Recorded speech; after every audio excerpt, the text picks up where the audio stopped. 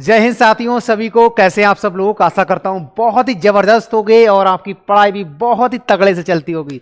मैं विष्णु आपका हार्दिक स्वागत करता हूं। दोस्तों, आज हिंदी का एक मोस्ट इंपॉर्टेंट टॉपिक है संज्ञा। आपको पता है कि संज्ञा से बहुत सारे प्रश्न बनते हैं लेकिन हमारे गलत हो जाते हैं। आज मैं एक अनोखा तरीका लेकर आया हूं। ये मेरा खुद का मेहनत किया हुआ है। ये तरीका आप जानोगे तो आप देख पाओगे कि जीवन भर आप हमेशा के लिए ये 5 भेद होते हैं संज्ञा के, ऐसे ही याद रखोगे। दोबारा कभी पढ़ने का जरूरत नहीं पड़ेगा। साथ में मैंने क्या किया है, जैसे मान लेते हमने संज्ञा के बारे में पढ़ा व्यक्तिवाचक, तो व्यक्तिवाचक से कैसे प्रश्न बन सकते हैं उन पर भी चर्चा करेंगे साथ साथ में। मैंने जो भी भेद हम कराएंगे उसके हमने 4 क्वेश्चंस लिए, उनको जानेंगे करके एकदम कंठस्थ बना देंगे इस टॉपिक को। चलिए तो बढ़ते हैं बिना कुछ देरी के। सबसे पहले बात करेंगे संज्ञा। तो आप कहोगे सर संज्ञा आई कहां से है? तो शब्दों का हमने जब वर्गीकरण किया था तो शब्दों का वर्गीकरण में हमने उत्पत्ति और स्रोत के आधार पर अगर शब्दों को देखा तो 4 भेद हैं। इसके कितने भेद हैं? 4 भेद हैं। उत्पत्ति और स्रोत के अनुसार हमने तत्सम के बारे में आपको बता चुके हैं, तद्भव के बारे में बता चुके हैं, विदेशज भी बता चुके हैं और संकर भी बता चुके हैं। अगर आपसे पूछे कि अर्थ के आधार पर शब्द के कितने भेद हैं तो आप कहेंगे दोस्तों 4 भेद है। कितने? 4 भेद हैं। अगर आपसे ये पूछा जाए कि रचना और बनावट के आधार पर कितने भेद हैं तो हमारा आंसर हो जाएगा 3 भेद हैं। कितने भेद हैं? 3 भेद हैं। अगर हमारे एग्जाम में ये पूछा जाए कि प्रयोग के आधार पर कितने भेद हैं तो 2 भेद हैं। कितने भेद हैं? 2 भेद हैं। एक का भेद का नाम है विकारी और एक भेद का नाम है अविकारी। अब आपसे ये प्रश्न बनेगा कि ये बताओ कि विकारी को कितने भागों में बांटा गया है तो 4। कितने? 4। और अविकारी को भी 4 भेद में बांटा गया है। तो हम स्टार्ट करते हैं विकारी शब्दों को। विकारी में हम सबसे पहले संज्ञा देखेंगे, फिर सर्वनाम, फिर विशेषण, फिर क्रिया। बिल्कुल स्टेप बाय स्टेप हम चल रहे हैं। ऐसा कोई टॉपिक हमने छोड़ा नहीं है जो आपके एग्जाम में आता हो। तो आज संज्ञा के बारे में जानेंगे। संज्ञा एक विकारी शब्द है। इतनी बात समझ में आई? चलो, अब आपसे यह पूछा जाएगा कि संज्ञा क्या है तो आप कहेंगे संज्ञा का शाब्दिक अर्थ होता है नाम। परिभाषा दुनिया को पता है, बताने की जरूरत नहीं है। किसी वस्तु, किसी व्यक्ति, स्थान और भाव आदि के नामों को संज्ञा कहते हैं। ये हम बचपन से पढ़ते आए हैं। लेकिन हमारे एग्जाम में जो प्रश्न आते हैं वो ऐसे नहीं आते, उनको बात करते हैं। 4 व्यक्तियों के नाम नदी, देश, दिन, महीना, पुस्तक, पशु, पक्षी, मिठाई, समूह, धातु, ये सब संज्ञा के अकॉर्डिंग आते हैं। अगर आपसे ये पूछा जाए कि संज्ञा के भेद कितने हैं तो हम लगा के आएंगे 5। कितने? 5। अगर ये पूछा जाए मूलतः कितने भेद हैं तो 3 है। मूलतः कितने भेद हैं तो 3 है, यानी ये वाले पहला, दूसरा और तीसरा ये मूलतः भेद हैं। और बाकी चौथा और 5वां देखा जाए वो जाति के अंदर आ जाएगा। किसके अंदर? जाति के अंदर आ जाएगा। तो आपसे यही पूछा जाएगा कि संज्ञा के कितने भेद होते हैं। मूलतः तो 3 है, अगर वैसे पूछा जाएगा तो 5 भेद हैं। अब इनके बारे में हम बहुत आसान तरीके से जानते हैं। दोस्तों, कुछ याद नहीं रखना है आपको, जो मैं बता रहा हूं बस एग्जाम्पल आपको याद रखना है। अगर आपके एग्जाम में आए व्यक्तिवाचक, तो व्यक्तिवाचक में पहला तो याद रखेंगे इसका कभी बहुवचन नहीं होगा। पहला तो हमको यह याद रखना है जो भी व्यक्तिवाचक होगा उसका कभी भी बहुवचन नहीं होगा। दूसरा सबसे बड़ा तरीका बता रहा हूं व्यक्तिवाचक पहचानने का। व्यक्तिवाचक वो सभी हो सकते हैं शब्द, चाहे वो पहाड़ों के नाम, पर्वतों के नाम, महीनों के नाम, ग्रहों के नाम। यानी मैं सिंपल सा एक बात कहूं जिसके पास हम पहुंच पाए। या जैसे मैंने कहा नदी, तो आपने सोचा सर नदी तो बहुत है। मैंने कहा गंगा नदी, तो डायरेक्ट आपका दिमाग गंगा नदी पर पहुंच गया। मैंने कहा गांधी, आप कहोगे गांधी तो बहुत है। लेकिन जब मैंने कहा महात्मा गांधी तो आपका दिमाग सीधे महात्मा गांधी पर पहुंच गया। यहाँ की जो हमारा दिमाग जिस तक पहुंच पाए या जहां तक मेरा दिमाग पहुंच पा रहा है, समझ लेना वो व्यक्तिवाचक है। कैसे है देखो, अब ध्यान से समझना। अगर मैं किसी व्यक्ति का नाम लेता हूं, कोई भी व्यक्ति का, तो आप उस पर पहुंच जाओगे। मैं कोई नदी का नाम लेता हूं, गंगा, यमुना, सरस्वती, रामगंगा, कावेरी, ब्रह्मपुत्रा, तो आप सीधे नदियों पर पहुंच जाओगे। तो मेरा कहने का मतलब है कोई भी नदी जहां हम पहुंच पाए, ठीक है। मैंने बोला देश, कौन सा देश की बात कर रहा है? जब मैंने कहा अफ्रीका, आप समझ गए, यानी हम जहां हमारा दिमाग पहुंच पा रहा है, समझ लेना वो व्यक्तिवाचक है। मैं नहीं समझा पा रहा हूं, आप बताओ। महीना, पुस्तक, जब मैंने कहा भाई पुस्तकें, अब पुस्तकें तो बहुवचन है, तो बहुवचन तो पहले हो ही नहीं सकता। मैंने कहा पुस्तक, आप कहोगे किस पुस्तक की बात कर रहे हो सर? जब मैंने कहा रामायण पुस्तक की बात कर रहा हूं, तो आपका दिमाग सीधे रामायण पुस्तक पर पहुंच गया। मैंने पर्वत बोला, तो आप कहो किस पर्वत की बात कर रहे हो? पर्वत तो एक जातिवाचक है। जब मैंने कहा एंडीज पर्वत, तो आप सीधे एंडीज पर्वत पर जा सकते हो।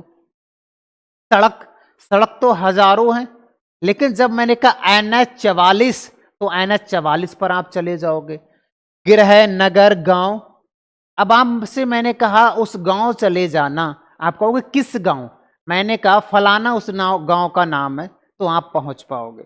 मेरा सिंपल सी बात है कि जहां आपका दिमाग पहुंच पाए, समझ लेना वो व्यक्तिवाचक है, और जहां नहीं पहुंच पाए, समझ लेना वो जातिवाचक है।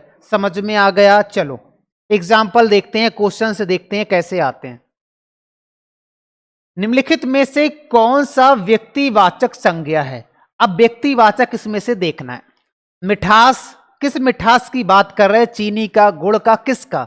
सौंदर्य, किस सौंदर्य की बात कर रहे हैं? हमको नहीं पता। पहाड़, किस पहाड़ की बात कर रहे हैं? हजारों पहाड़ है पूरी दुनिया में।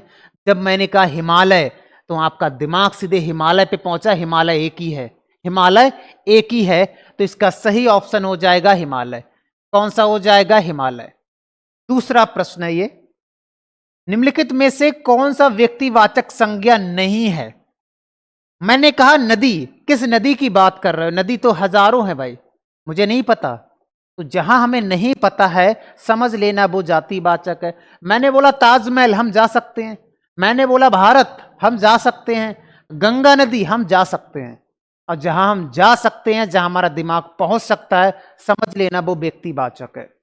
तो इसका ऑप्शन हो जाएगा नदी। नदी एक जातिवाचक है। अगर प्रश्न आएगा कि किस वाक्य में व्यक्तिवाचक संज्ञा का प्रयोग हुआ है, ऐसे वाक्य भी आएंगे हमारे एग्जाम में, बताओ भैया, कंफ्यूजन वाला फंसा देगा आपको, तो आपको देखना है। यहां पर दी है बच्चे खेल रहे हैं। हमें नहीं पता भैया बच्चे कहां खेल रहे हैं, हमें कुछ नहीं पता। गांव में भी खेल सकते हैं, शहर में, लंदन में, कहीं भी खेल सकते हैं, नहीं पता। किताब मेज पर रखी है, किस मेज की बात कर रहे हो, किस किताब की बात कर रहे हो, मुझे नहीं पता। अब बताओ, मैंने कहा किताब मेज पर रखी है, और आपके घर में 100 मेज है, तो कैसे डिफाइन कर पाओगे? नहीं। जहां हम नहीं पहुंच पा रहे हैं, समझ लेना वो नहीं है। लड़का स्कूल गया, लड़के तो रोज स्कूल जाते भाई, हमें नहीं पता कौन सी स्कूल गया। जब मैंने बोला रमेश आज दिल्ली जाएगा, तो दिल्ली जाएगा, तो दिल्ली तो जा सकते हैं भाई, दिल्ली रमेश जाएगा। तो याद रखेंगे ऑप्शन नंबर सी हो जाएगा। इस प्रकार से भी प्रश्न आएंगे कि निम्नलिखित में से सही जोड़ा चुनिए। महात्मा गांधी व्यक्तिवाचक संज्ञा है, बिल्कुल सही है भाई। मैंने बोला महात्मा गांधी, आपका दिमाग उनके फोटो पर जाकर पहुंच गया। मनुष्य, व्यक्ति, किस मनुष्य की बात कर रहे हैं? मनुष्य तो कई प्रकार के होते हैं, मनुष्य एक ही प्रकार का होता है, लेकिन मनुष्य का नाम होगा तो हम पर्टिकुलर व्यक्तिवाचक कह सकते हैं। सुंदरता नहीं होगा, सुंदरता भाववाचक है। सेना एक समूहवाचक है, ठीक है। तो मैंने 4 क्वेश्चन आंसर से मैंने आपको बताया कि व्यक्तिवाचक का है जहां पर हम पहुंच जाएं, सिंपल समझो, ठीक है ना। उसके बाद दूसरा, अब बात करेंगे जातिवाचक। जातिवाचक का मतलब है जहां हम नहीं पहुंच पाए, जहां हम नहीं पहुंच पाए, याद रखेंगे बहुवचन इसका बना सकते हैं।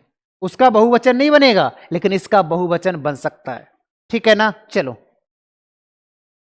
जिस संज्ञा शब्द में एक ही जाति की अनेक वस्तुएं, प्राणियों या स्थानों का बोध हो, उसे जातिवाचक संज्ञा कह सकते हैं।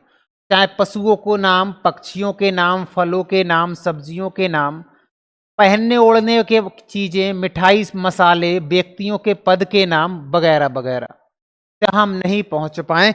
अब हम क्वेश्चन से इस चीज को समझेंगे। मैंने बोला कि निम्नलिखित में से कौन सा जातिवाचक संज्ञा है? अब आप ध्यान से इसमें देखो, सौंदर्य। अब आप कहोगे सर सौंदर्य तो इसमें आपने ये परिभाषा में लिखाया है कि ये पक्षी, फलों, सब्जी, पहनने ओढ़ने, मिठाई, मसाले, व्यक्तियों के नाम, लेकिन ये सौंदर्य क्या है? ये सौंदर्य नहीं है।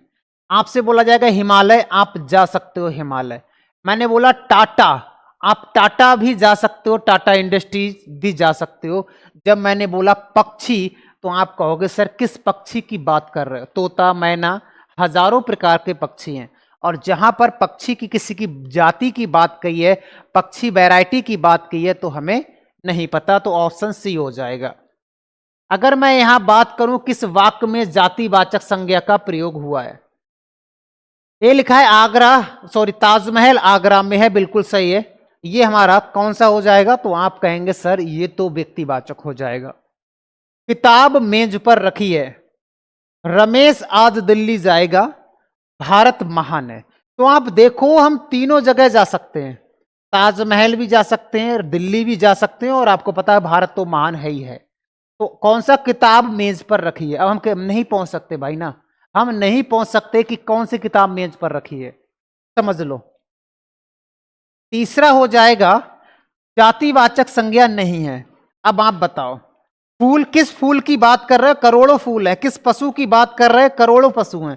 किस वृक्ष की बात कर रहे हो? करोड़ों वृक्ष हैं। लेकिन गोमती नदी की बात आएगी तो गोमती नदी एक ही है, और ऑप्शन डी हो जाएगा, जो एक व्यक्तिवाचक संज्ञा है, गोमती नदी। ठीक है ना? इसमें से देखते हैं सही जोड़ा को चुनिए। रामायण जातिवाचक है? नहीं, रामायण तो व्यक्तिवाचक है। रामायण का नाम लिया तो रामायण आपको तुरंत ध्यान में आ जाएगा। मैंने गंगा का नाम लिया, तुरंत गंगा नदी आप देख पाओगे। मैंने भारत का नाम लिया, तब भी भारत को आप देख पाओगे। जब मैंने विद्यार्थी का नाम लिया तो किस विद्यार्थी की बात कर रहे हो? विद्यार्थी तो हजारों हैं मेरे भाई, करोड़ों हैं, अरबों हैं। ठीक है, तो इसका आंसर वी सही हो जाएगा, विद्यार्थी। याद रखोगे इस चीज को। चलिए, अगर मैं बात करूं या भाववाचक, पहली चीज बहुवचन नहीं बनेगा। पहली चीज याद रखेंगे, बहुवचन नहीं बनेगा। इसमें आप कहोगे सर भाववाचक में। चलो भाववाचक देखते हैं। भाववाचक का मतलब भाव प्रकट होगा। कैसे? जिस संज्ञा शब्द के किसी गुण, धर्म, भाव, दशा और अवस्था का बोध होता है, उसे क्या कहेंगे? भाववाचक। जैसे मिठास, जब हम कहें मिठास तो कहीं ना कहीं भाव आ रहा है। खटास, अपनापन, बुढ़ापा, मोटापा, सुंदरता, क्रूरता, कुरूपता, प्रेम, घृणा, क्रोध, दया, खुशी, दुख, बचपन, जवानी, बुढ़ापा, गरीबी, अमीरी, लंबाई, ऊंचाई, चौड़ाई। जब आपसे बोला जाएगा प्रेम, इसमें भाव छिपा है। मैंने बोला यहां पर जवानी, जब आप कहोगे अरे अब तो हम बुढ़ापा आ गया, जवानी की बात कुछ और थी, तो हम भावनाओं में बह जाते हो। जब आपकी कहो आप गरीब हो, जब कहोगे हम पहले बहुत गरीब हुआ करते थे, तो आप भावनाओं में बह जाओगे। या पहले मैं अमीर हुआ करता था, तो भावनाओं में बह जाओगे। जब आपका क्रोध आए कि मैं पहले बहुत क्रोध करता था, तो कहीं ना कहीं भावना है यहां पर। तो भाव यहां पर कहीं ना कहीं दर्शाया गया है, और ये सभी बातें दर्शाती हैं भाववाचक संज्ञा। भाववाचक संज्ञा में कैसे करके पता लगाएंगे? जैसे क्वेश्चन एक आएगा कि भाववाचक संज्ञा कौन सी है। आगरा व्यक्तिवाचक है, सॉरी व्यक्तिवाचक है। लड़का जातिवाचक है। सेना समूहवाचक है। लेकिन जब मिठास की बात आएगी तो उसमें भाव छिपा है, मिठास भाव छिपा है। जब बात आएगी सुंदर का, भाववाचक संज्ञा क्या होगा? तो सुंदरता होगा। क्या होगा? सुंदरता होगा। कहेंगे पहले हम भी सुंदरता हुआ करते थे या सुंदर हुआ करते थे, तो सुंदर का सुंदरता हो जाएगा, है ना? विशेषण जुड़ गया है उसमें। किस वाक्य में भाववाचक संज्ञा का प्रयोग हुआ है? इसमें कहां भाव छिपा है? पेड़ से पत्ते गिर गया, नहीं, ये तो अपादान कारक वाला हो जाएगा। बच्चे स्कूल जा रहे हैं, ये भी नहीं होगा। आपके हृदय में दया है, ऑप्शन नंबर सी हो जाएगा। जब मैं कहूं कि इनमें से भाववाचक विश्लेषण से कौन सा बना है, विशेषण से कौन सा बना हुआ है, तो आप याद रखेंगे विशेषण से बात आएगी बुढ़ापा, बूढ़ा से आपा जुड़ गया, बुढ़ापा हो गया, ठीक है ना। ऑप्शन ए बिल्कुल सही हो जाएगा। उसके बाद कई सारे प्रश्न हमारे एग्जाम में पूछे जाते हैं, जैसे विशेषण से भाववाचक संज्ञा बनाओ, जातिवाचक से भाववाचक संज्ञा बनाओ, या व्यक्तिवाचक संज्ञा से भाववाचक संज्ञा बनाओ, या क्रिया से भाववाचक संज्ञा बनाओ, अव्यय से भाववाचक संज्ञा बनाओ, और सर्वनाम से भाववाचक संज्ञा बनाओ। और ऐसे प्रश्न हमारे एग्जाम में भर भर के आते हैं। चलो आओ देख लेते हैं। इस तरफ सब ये विशेषण लिखे हुए हैं और इन विशेषण से भाववाचक बनाना है। तो विशेषण है सुंदर, विशेषण क्या है? सुंदर। जैसे मैं कहूं सुंदर लड़की, तो लड़की विशेष हो जाएगी और सुंदर विशेषण हो जाएगा। तो सुंदर से सुंदरता, मीठा से मिठास, बूढ़ा से बुढ़ापा, अपना से अपनापन, कोमल से कोमलता, यानी ये सभी क्या है? ये भाववाचक हैं, ये सभी विशेषण है। ये सभी जातिवाचक हैं और जातिवाचक से भाववाचक बनाना है।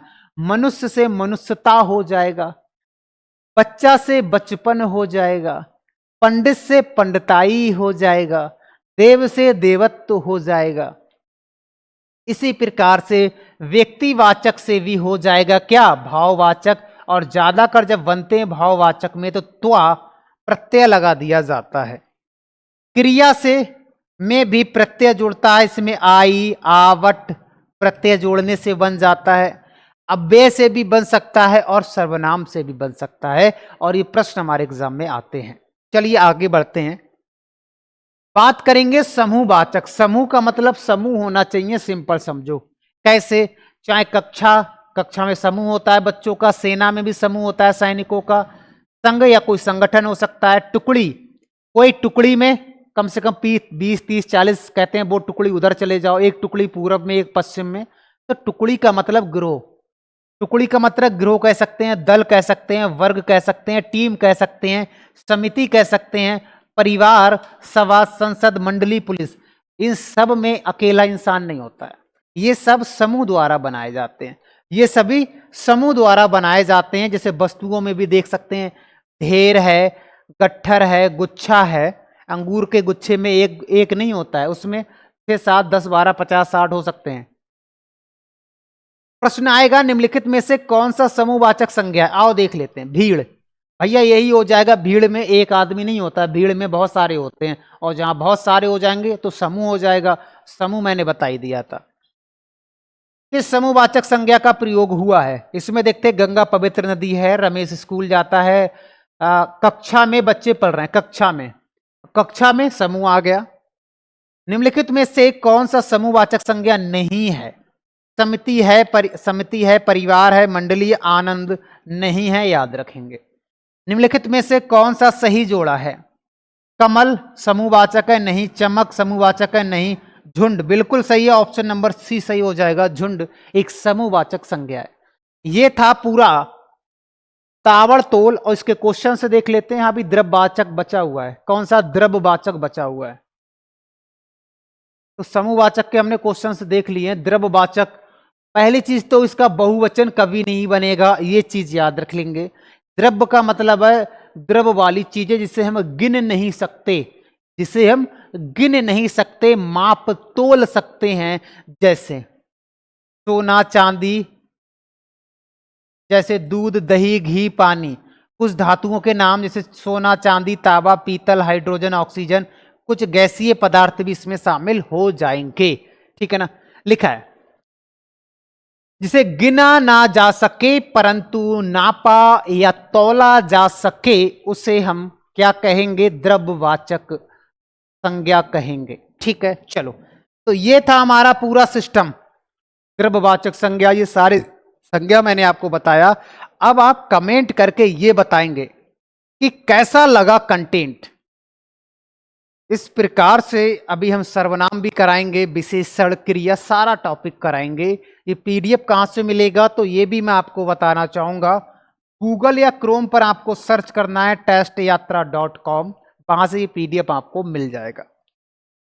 अगर आपको कोई प्रॉब्लम आ रही है पीडीएफ डाउनलोड करने में, या आपको कोई क्वेश्चंस पूछना है, तो टेलीग्राम चैनल पर आप जाएंगे, वहां पर मैंने ग्रुप बना रखा है, वहां पर आप क्वेश्चंस कर सकते हो, ठीक है। बाकी मिलते हैं नेक्स्ट एपिसोड में, आज के लिए इतना ही। जय हिंद।